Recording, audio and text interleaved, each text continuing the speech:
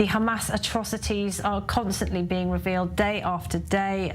Tales of rape, murder, abduction, torture, and cruelty that many Israelis and people from other countries as well have been affected by. One of those people is Ahal Besorai.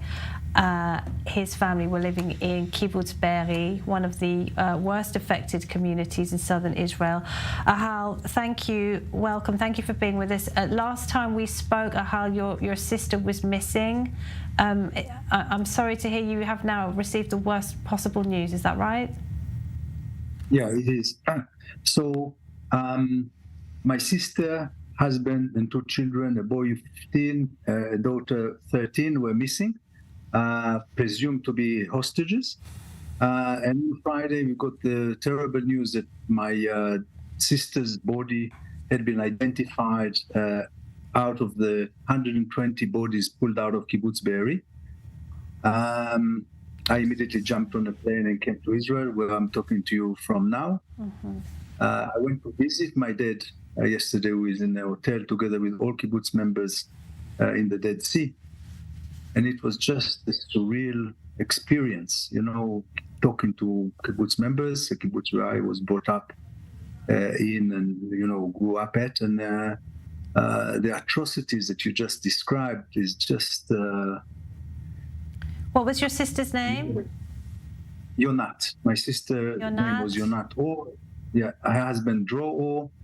The son, his name is Noam.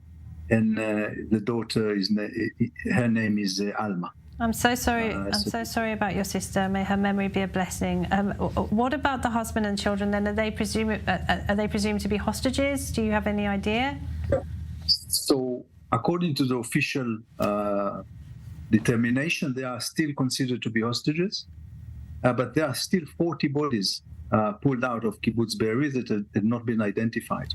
Some of the bodies are, as I hear, beyond identification, because they were burnt so badly.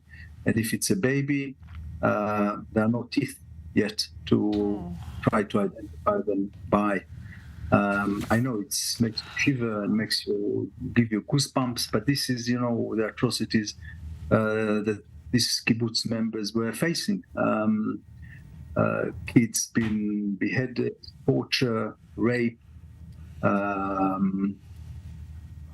pregnant women, stomachs slaughtered, and the fetus pulled up. It's unspeakable. But this is what eyewitnesses that I met yesterday from Kibbutz Be'eri told me. It's just people hiding and people being shot through the door of the safety room, and it's just total and utter evil, pure evil. Evil. Yeah. Kishinev program 2023. This is what I can describe what happened in Kibbutz Be'eri.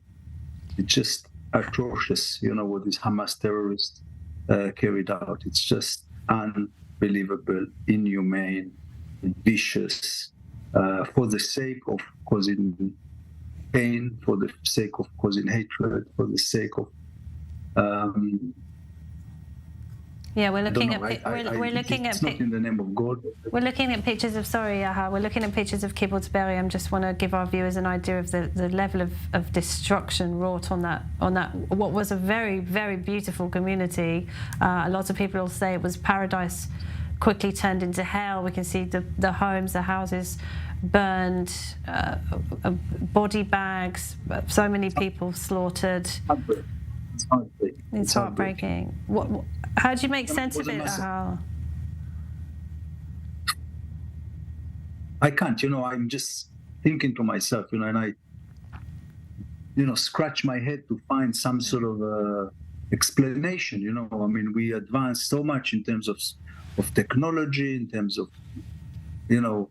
communications, but, the human soul still can stay and still is so evil at some instances, in particular that one.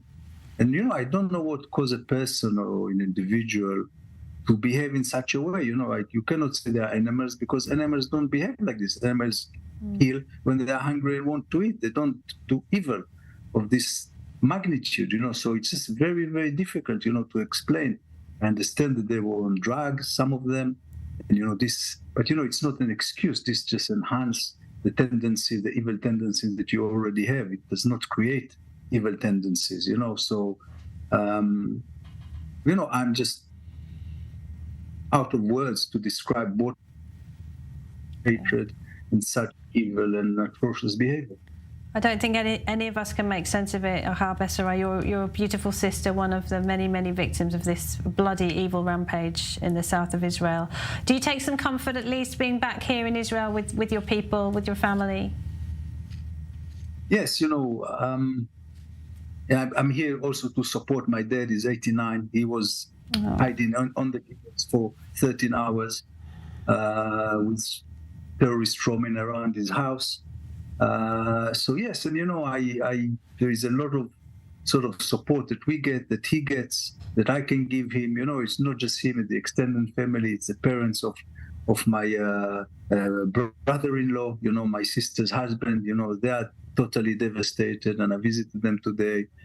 There's enormous amount of tears, that you cry and cry and cry, and it's so painful, and also not knowing, what is the fate of Dro, your Nat's husband, and the two children is just it's unbearable. Not knowing. There is such a void here, that you just don't know what to do with it. It's so painful.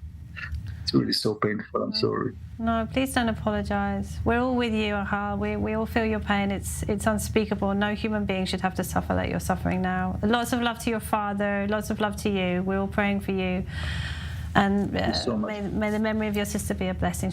She was beautiful, and a beautiful mother, beautiful kids. Thank you so much. Thank you, Ahal. Ahal Besorai.